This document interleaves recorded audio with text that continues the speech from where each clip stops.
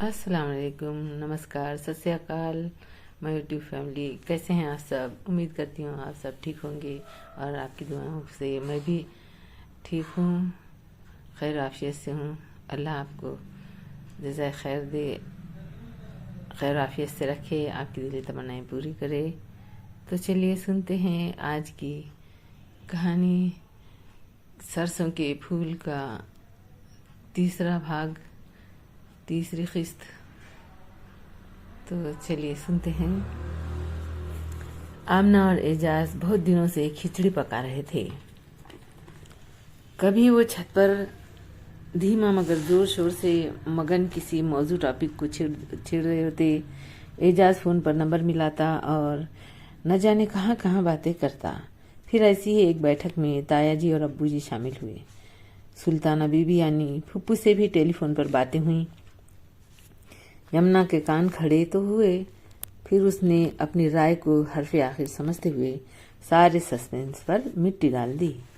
एजाज के जाने के बाद यमुना अकेलेपन का शिकार हो जाती थी, क्योंकि आमना का ध्यान ज्यादातर एजाज पर ही होता था। उस दिन आमना के हाथों में बहुत फुर्ती थी।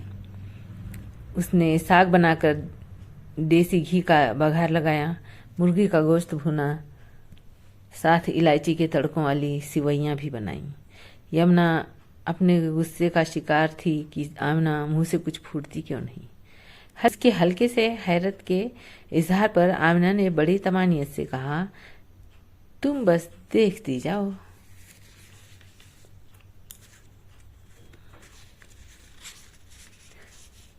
सो अब वो देखती जा रही थी।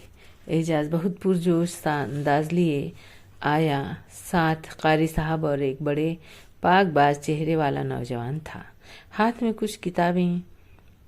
यमुना के हाथ से टमाटर जमीन पर गिरकर इधर उधर लुढ़क गए। कहीं ये लोग मेरा निकाह तो नहीं पढ़ा रहे एजाज के साथ? उसके दिल ने जोर जोर से धड़कना शुरू किया। मेरी शादी बस सादगी से होगी, मगर ऐसे? उसके हल्क में गोला अटका। एजाज कमरे से निकला तो वो वहीं खाली चंगीर लिए मूर्ति बनी खड़ी थी। क्या हुआ तुम्हें? एजाज ने उंगलियों से उसका सर हिलाया। वो नहीं में सर हिला गई। अब्बा जी की आवाज पर उसने घूम कर देखा। अबू जी के साथ कदम से कदम मिलाए ताया याकूब भी थे, दादाजी के सौतेले बेटे। उसे सब समझ आ गया। वो अपने ख्याल पर शर्मिंदा हुई और बड़ी हल्की फुल्की होकर प्यार लेने ताया जी के सामने जा पहुंची। जीती रहे, ओए तू तो बड़ी सारी हो गई। उन्होंने मोहब्बत से दोनों हाथों से जैसे उसकी मांग सवारी। और तू इतनी लंबी हो गई और उतनी ही पतली भी। ओए कोई दूध लस्सी, कोई देसी घी के पराठे खाया कर। अब वो आमना के दुबले पतले सरापे को देख रहे थे। आमना ने सर आगे कर दिया। उन्होंने उसके भी बाल संवार दिए। आए ताया जी, आप अंदर चलें। एजाज दादी जी के कमरे की तरफ उनकी रहनुमाई करने लगा। तो इतने दिनों से तुम दोनों ये कर रहे थे? वो आमना की तरफ घूमी। हाँ तो? आमना ने चाय का पानी रखा। मगर क्या फायदा? क्या ताया याकूब अपना हक छोड़ देंगे? उसने चबा चबा कर कहा। वो लड़ाका अंदाज में कमर पर हाथ टिकाए खड़ी थी। नहीं, दादी जी उन्हें हिस्सा दे देंगी। आमना ने जैसे धमाका किया। यमुना उछल पड़ी। वो तो कहती थी मेरे मरने पर ही ऐसा होगा। तो तुम्हारे ख्याल में दादी जी ने और कितना जी लेना है? एजाज ने यही समझाया है। उनकी खुशी की खातिर मुकदमे पर पैसे खर्च हुए। वो जब दादाजी के पहले बेटे हैं, इसी घर में पैदा हुए हैं, तो उनका शरई यानी इस्लामी हक और कानूनी दोनों हक हैं। दादी जी की जिद फुजुल है और ये इतना बड़ा प्लाट मुर्दा जिस्म बनता जा रहा है। ताया जी केस वापस ले लेंगे, दादी उनका शरई हक दे देंगी। कारी साहब के साथ उनका बेटा है, एक इस्लामी कानून बनाएगा, दूसरा देश का कानून। अभी फैसला होगा। आमना का होमवर्क पूरा था। वो जो दादी जी कहती हैं कि याकूब के पास इतनी जायदाद है, जानवर, ज़मीन, घर बार, माँ की तरफ से मिला हुआ, और दादी जी बेवा और कमज़ोर माली हालत। विरासत में ये सब नहीं होता, ये तो उनके बाप की तरफ का है ना। आमना चाय कप में भरने लगी। तो क्या हम हिस्सा लगाकर उन्हें हिसाब से पैसे देंगे? यमुना की हैरत बढ़ गई। नहीं, हम ये प्लाट बेच देंगे।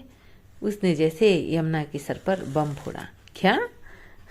दादी का पता है तुम्हें? उसे अपनी समातों यानी कानों पर यकीन न आया। वो उसकी सूरत तकने लगी।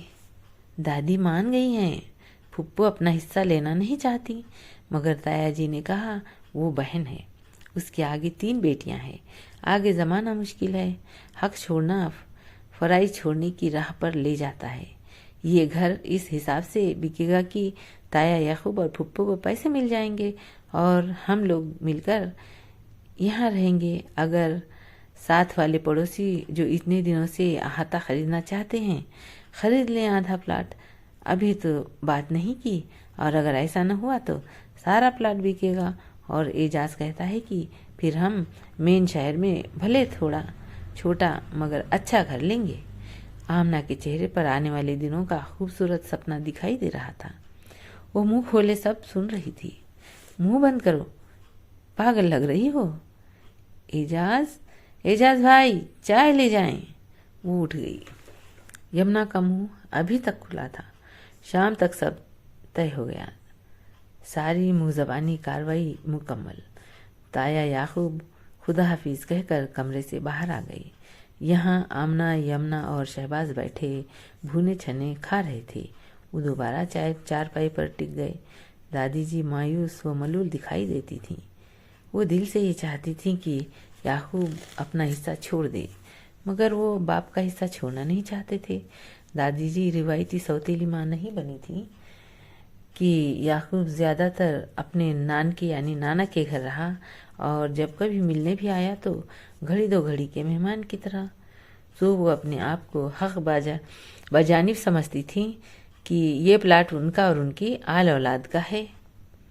आज एजाज की बदौलत ये बिल्कुल नामुमकिन काम हो गया था। उसने दादी जी, आपके गुजर जाने पर अदालत खुद फैसला दे देगी, कब्जा भी दिलवाएगी। अब्बा जी कैसे अकेले ये सब देखेंगे? अब्बू जी में इतनी हिम्मत नहीं। वो बीमार बंदे, मेरी पोस्टिंग न जाने कहाँ हो। एजाज दूर, कॉलेज में शहबाज छोटा, अकेली अम्नी, घर में अदालत पुलिस भेजेगी। उसने बड़ा डरावना मंजरनामा पेश किया। और दादी, आप सच कहें तो हकदार हैं, उनके बाप की ज़मीन है ये। और आपको बताऊं, ये तो आपके सामने का बेटा है। अगर आज कहीं से कोई दूसरा दावेदार आए कि जी मैं अब्दुल करीम का बेटा हूँ और ये साबित कर दे, तो वो भी इसका हकदार होगा और शरीयत उसे हक देगी। फिर वो मौलवी साहब और उनके बेटे को लाया। मौलवी साहब ने विरासती तकसीम के ऐसे ऐसे मसाइल बयान किए कि दादी जी को लगा कि उनका हिसाब किताब कब्र में जाने से पहले ही शुरू होना चाहता है। घर भर में रौनक ही रौनक थी। खुशबू, जर्ग बर्ग, कपड़े, मेहमान, हंसी खुशी। तमानियत एजाज बॉर्डर से आया था।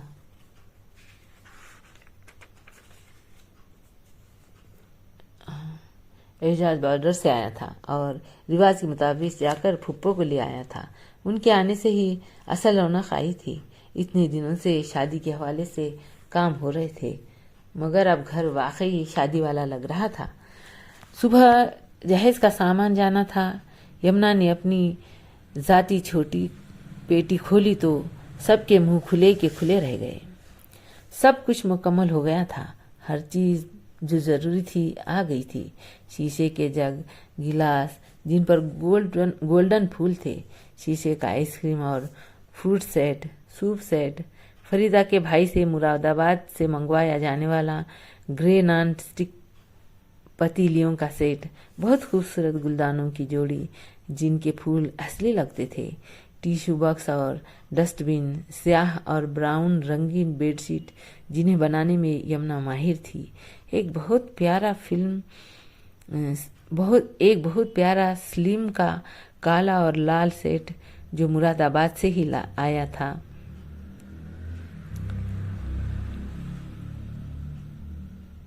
सबसे नीचे ज्वेलरी बॉक्स में आर्टिफिशियल ज्वेलरी थी। वो सेट कहीं से भी आर्टिफिशियल नहीं लगता था। नाजुक गुलबंद, छोटी छोटी झुमकियां जिनकी कटोरियों पर लाल नग लगे थे, 2 खूबसूरत चूड़ियां। आमना ताज्जुब से उन चीज़ों को देख रही थी। ये सब वो चीज़ें थीं जिन्हें आमना ने तमाम तर किफ़ायतशारी, सब्र व शुक्र वाली फितरत के बावजूद दुकानों पर रुक रुक कर बार बार देखा था।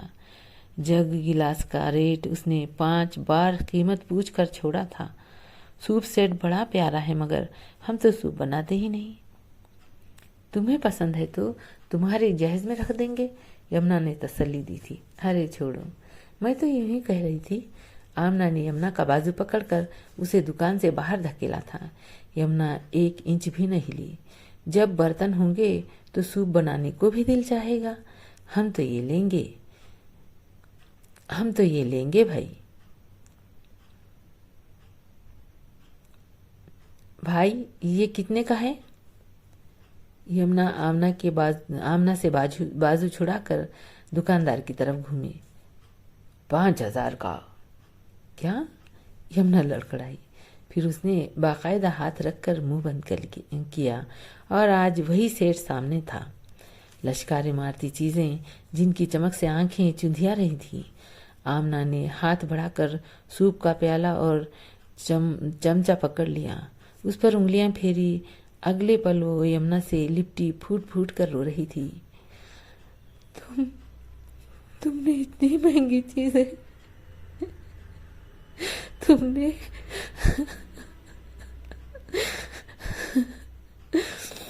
उसकी हिचकियां बंध गईं। पहले दादी जी कुछ समझी नहीं, फिर उनकी बूढ़ी आंखों में भी कतरे बहने लगे। थोड़ी के वक्त रोना ही है, वे बावेला है। उसने हुबहू नकल उतारी। फुप्पू ने आगे बढ़कर उसके सर पर चपत लगाई। तुम बड़ी घुन्नी हो। फुप्पू ने बड़े एहतियात से गुलदान डिब्बे में रखे। घुन्नी नहीं, चालाक, मक्कार। ये सब मैंने इसलिए किया कि कल को तुम मेरे लिए इस जैसा बल्कि इससे बढ़कर करो। उसने अपने दिल की बात बताई। तुम आमना एक बार फिर जोर जोर से रोने लगी। वो उससे लिपट गई। हाय अल्लाह, ये बार बार तुम गले क्यों लग रही हो? अरे हटो, मेरा दम निकल गया। यमुना चिल्लाई, खुद को मुश्किल से छुड़ाकर दादी जी के पलंग पर गिर गई। अल्लाह तुझे इससे भी बढ़कर देगा, याद रखना। दादी जी ने खुद से लिपटाते हुए उसकी पेशानी पर बोसा दिया। यमुना की पलकें भीग गईं। आमना उसके लिए क्या थी वो लफ्जों में नहीं बता सकती थी। और काश वो सब कर सकती जो वो सोचती थी। उसकी तो इतनी ही बिसात थी बस। अब अगली सुबह बड़ी गहमा गहमी थी। का सामान जाना था। एक बड़ा बक्सा और बैग छोड़ बाकी सामान के लिए लड़के वाले आए थे।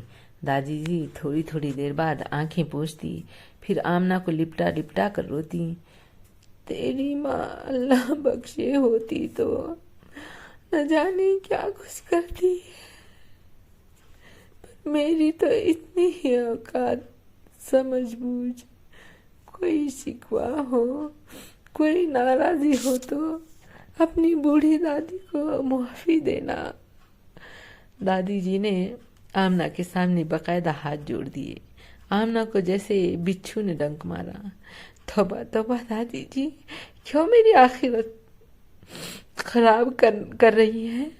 उसने बंधे हाथों को अपनी मुट्ठी में जकड़कर होठों से लगा लिया, चूम लिया। यमुना ने पीछे से आकर दादी जी को जकड़ लिया। शानों से गर्दन निकालकर झुर्रियों भरे गालों पर बोसा दिया।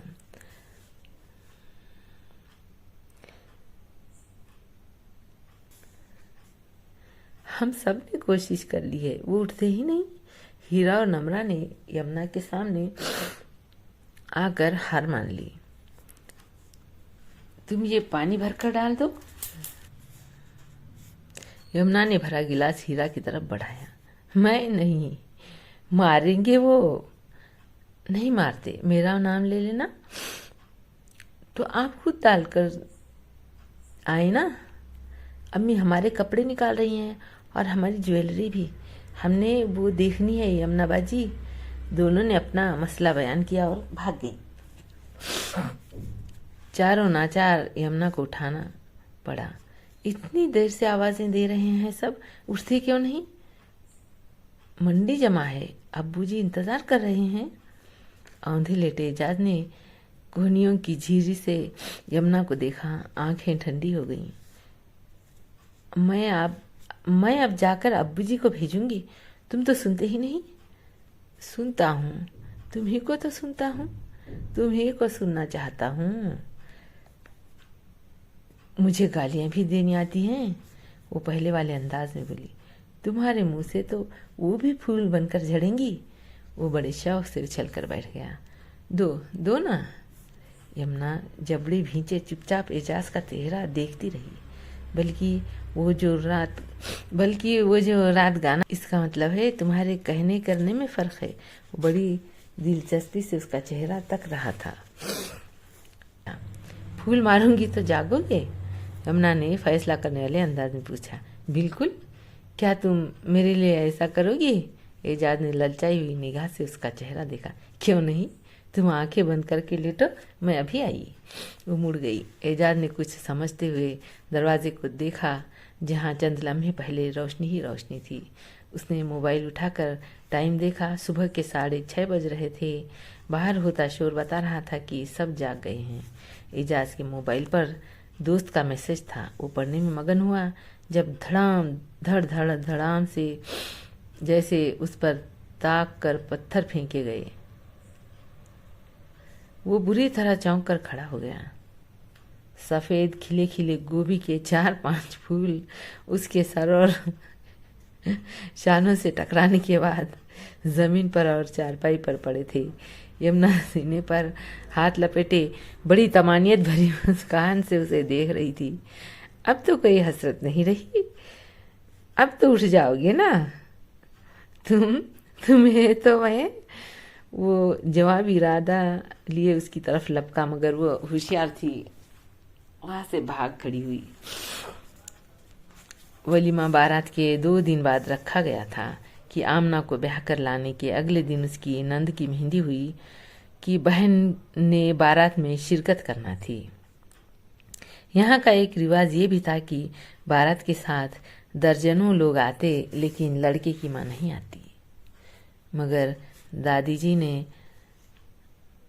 बसद इसरार इकलौते बेटे की बारात के साथ माँ को आने पर जोर दिया था। दूसरा रिवाज ये था कि दूसरे दिन लड़की वाले नहीं जाया करते थे। सिर्फ वही 2-4 लोग जो कलावा लेकर आते वही शिरकत करते। सो यमुना, एजाज, शहबाज और अब्बा जी आए थे। यमुना ने जब पहले आमना के घर को देखा था तब भी चौंकी थी, मगर इस बार तो शान ही जुदा थी। घर को और सजाया संवारा गया था, खास तौर पर ऊपरी पोर्शन। नीचे बने 2 बड़े कमरों के ऊपर एक कमरा बनाया गया था और अटैच बाथरूम। सफेद और ग्रे टाइल्स और फर्नीचर जो एजाज ने यहाँ आकर फूफा जान के साथ पसंद किया था। घर के सारे सामान को देखकर यमुना की आंखें चार हो गईं। इतने सुंदर घर तो उसने सिर्फ ड्रामों में देखे थे। यमुना आमना के कमरे में बैठी उसका इंतजार कर रही थी कि दोनों नंद भावज तैयार होने गई थी। यमुना बड़ी शान से हर शय को सराह रही थी जब दुल्हन के आने का शोर मचा। आमना की नंद लाल शरारे और आमना गहरे मैरून शरारे में भी पनाह हसीन लग रही थी। यमुना के गले लगकर वो जोर शोर से रो दी। इतनी बुरी तरह रो रही हो, सब ठीक है ना? यमुना ने शक करते हुए पूछा। हाँ, सब ठीक है। मैं तरस गई तुम्हारी शक्ल देखने के लिए। सब इतना याद आ रहे थे कि 2 दिन इतनी मुश्किल से काटे हैं। वो बेबसी से बोली। यमुना हंस दी। बहुत प्यारी लग रही हो। दुल्हन शरारे में ही अच्छी लगती है। यमुना के लहजे में तारीफ ही तारीफ थी। जब ही औरतों का ग्रुप दुल्हन देखने के लिए अंदर आ गया, यमुना जरा खिसक गई। वापसी के लिए 2 कारें किराए पर ली थीं। एक में अब्बा जी ड्राइवर और लड़के थे, दूसरे में फुप्पो, यमुना, आमना और दूल्हा साहब। एजाज ने बैक व्यू मिरर यमुना पर सेट कर रखा था।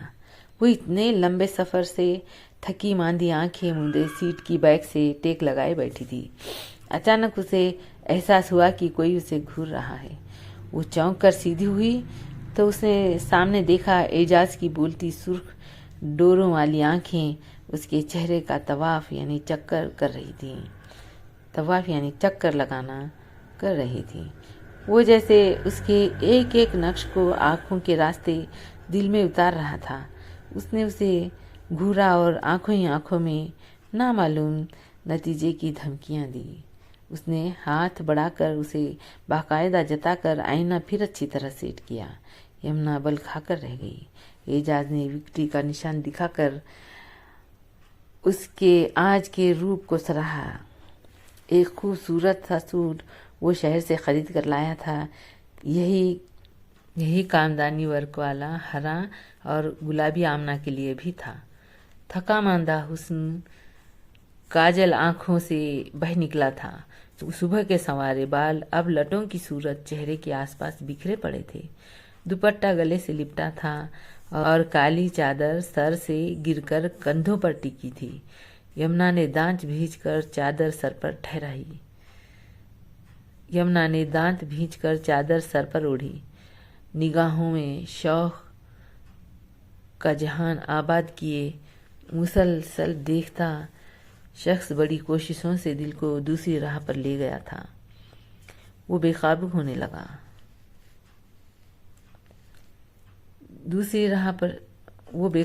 लगा। ये तो हमेशा से बहुत संजीदा मसरूफ बंदा था, मगर वो कभी कभार ही की शौकी। यमुना की धड़कनें उथल पुथल हो गईं। इस तरह गाड़ी में ये पहला सफ़र था। उसे अंदाज़ा नहीं था कि इस तरह सबकी मौजूदगी में वो उसे तंग करेगा। यमुना ने चादर दाईं गाल से गुजारकर दादी जी की तरह दांतों में पकड़ी है। एजाज ठंडी सांस लेकर रहेगा। ने तिरछी आंख से उसे बगौर देखा। 1.25 माह की छुट्टी गुजारने के बाद उसकी रंगत नॉर्मल हो गई थी और सेहत भी बेहतर हो गई थी। गालों की हड्डियों पर जो उभरी हुई थी अब गोश्त चढ़ाया था।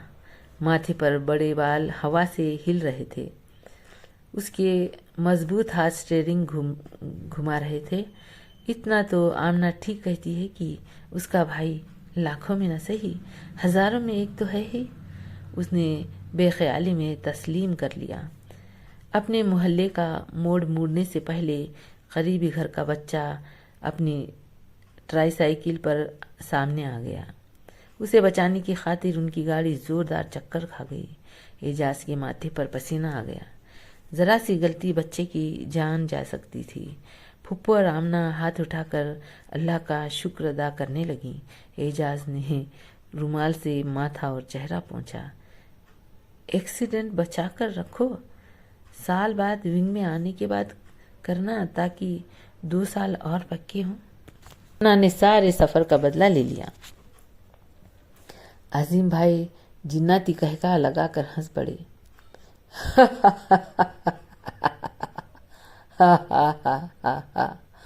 फुप्पो ने दिल ही दिल में दुआ पढ़ी। आमना ने उसके बाजू में चुटकी काटी।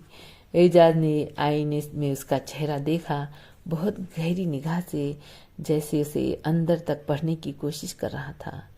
यमुना ने नजरें फेर ली। घर आने पर, गाड़ी से निकलने पर दफातन एहसास हुआ एजाज खतरनाक हद तक संजीदा नजर आ रहा था। गहरी सोच की लकीरें माथे पर दिख रही थीं। वो लब भींचे बस एक नज़र उसे देख कर रह गया।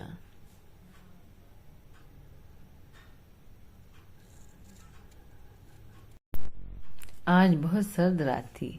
अबूजी गठिया के दर्द की वजह से तकरीबन मफलूज होकर शाम ही से रजाई में घुस गए थे।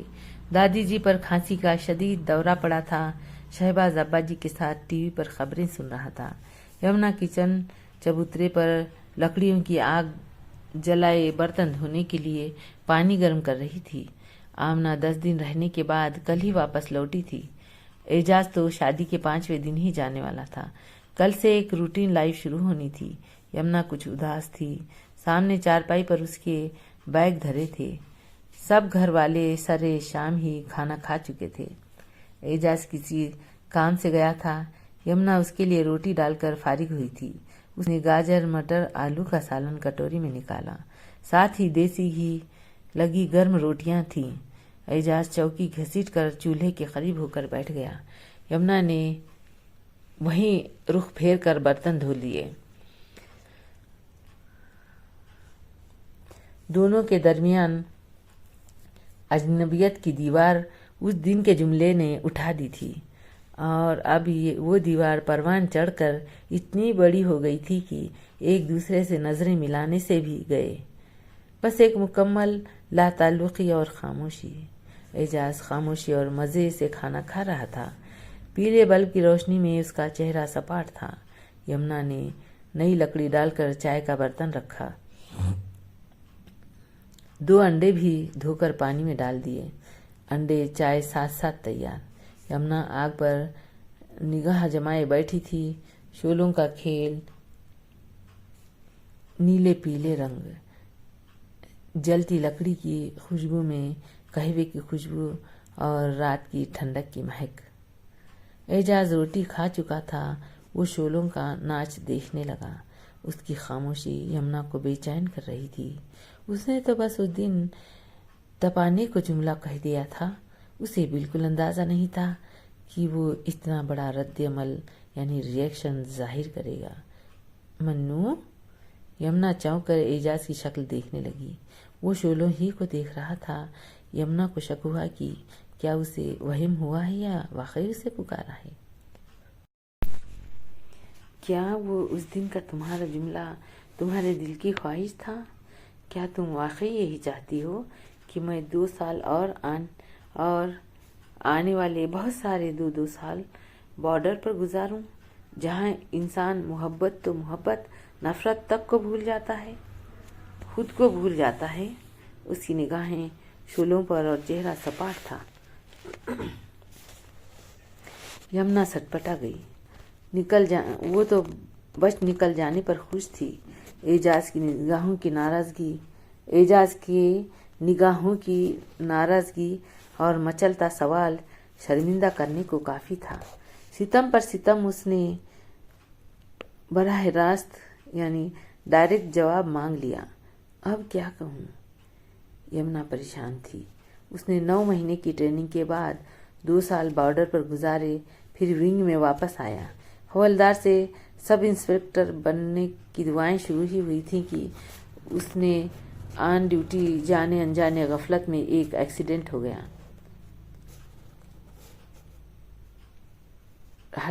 बंदा शदीद जख्मी हो गया। सजा के तौर पर एजाज को मुश्किल रहदी इलाके में भेज दिया गया। यमुना ने खंकार कर गला साफ किया। नहीं, वो तो उस दिन तुमने इतना तंग किया था, सारा रास्ता गुस्से में बस यूं ही कह दिया। वो सच्चाई से बोली। क्या वाकई? हाँ, वो हाँ में सिर हिला गई। एजाज के सपनों और अरमानों की डोर पल भर में आसमान को छूने लगी। यमुना ने 3 कप चाय अंदर पहुंचाई और एजाज के आगे कप रखा। अंडे उसके टिफिन में रखे। एजाज खामोशी से चाय की चुस्कियां लेने लगा। कभी कभी चीजें समेटती यमुना को बेयकीनी से देख लेता। कभी यमुना ने लकड़ी निकालकर उस पर पानी का छींटा दिया और अपने पैर चूल्हे के सामने फैला दिए। गर्मी के लिए, रास्ते के लिए कुछ नहीं दोगी? खाली कप को उठाती यमुना का हाथ उसके सलोने हाथ में चला गया था। उसने बुरी तरह चौंक कर हाथों को देखा। आलू के पराठे हैं, चिकन दही डालकर भुनी है, अंडे 2 ही थे, थर्मस में दूध पत्ती भर दी है। उसने आंखों से बाइक के पास रखे टिफिन को दिखाया।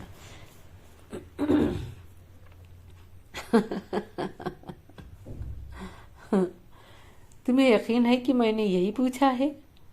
एजाज जोर से हंस पड़ा। उसने टिफिन को देखा। यमुना उसे देखती रह गई। कोई जुमला, कोई बात, कोई पैगाम जो इतनी सख्तियों में आराम का सबब हो, जो दिलो जान का रिश्ता कायम रखे। उसने जज्बों भरे लहजे में उसका चेहरा खोजा। हैंड वॉश से हाथ धोना और शरबत फौलाद इस्तेमाल करते रहना। सत्तू भी रख दिए हैं। यमुना ने बड़ी जिम्मेदारी से हिदायत दी। एजाज का जानदार कहा सन्नाटे को चीर गया। तुम बड़ी चीज हो यमुना महबूब, तुम पर तो नाम का भी असर नहीं। वो छलांग लगाकर चबूतरे से उतर गया। अंदर कमरे में जाकर सबके गले मिला, प्यार लिया, फिर वापस इधर आया। आप यहाँ क्यों बैठी हो? सर्दी लग जाएगी, अंदर रजाई में चलो। वो उसी तरह पैर चूल्हे के पास किए हाथ बढ़ाते हुए सेंक रही थी। हाथ सेंक रही हूँ, उसने नजरें मिलाए बगैर कहा। एजाज चबूतरे के नजदीक आया, एक पैर ऊपर रख दिया, चेहरा यमुना के नजदीक किया और चूल्हे के अंदर झांका। लकड़ी कब की जल चुकी थी।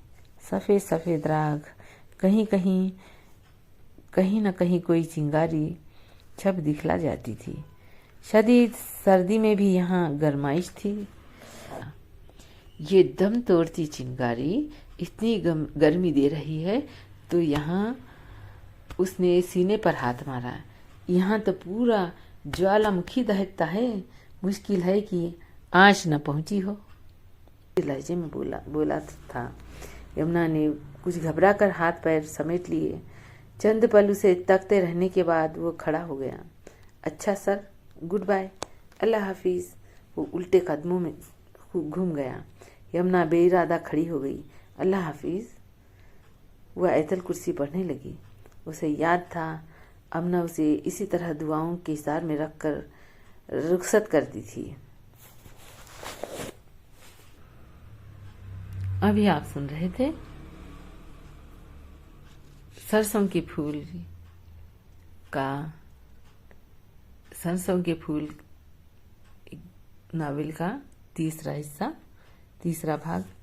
अब चौथा हिस्सा अगले किस्त में, अगली दफा अगली कहानी में सुनाएंगे। तो यूट्यूब फैमिली, आपको हमारी कहानी कैसी लगी? अगर पसंद आई तो कमेंट कीजिए और शेयर कीजिए, लाइक कीजिए और हमारे चैनल को सब्सक्राइब कीजिए। बहुत बहुत शुक्रिया दोस्तों, बहुत शुक्रिया, बहुत धन्यवाद, बहुत बहुत धन्यवाद। ऐसे ही हमारे चैनल को रिस्पांस दीजिए और नई नई कहानियाँ सुनने के लिए सब्सक्राइब कीजिए।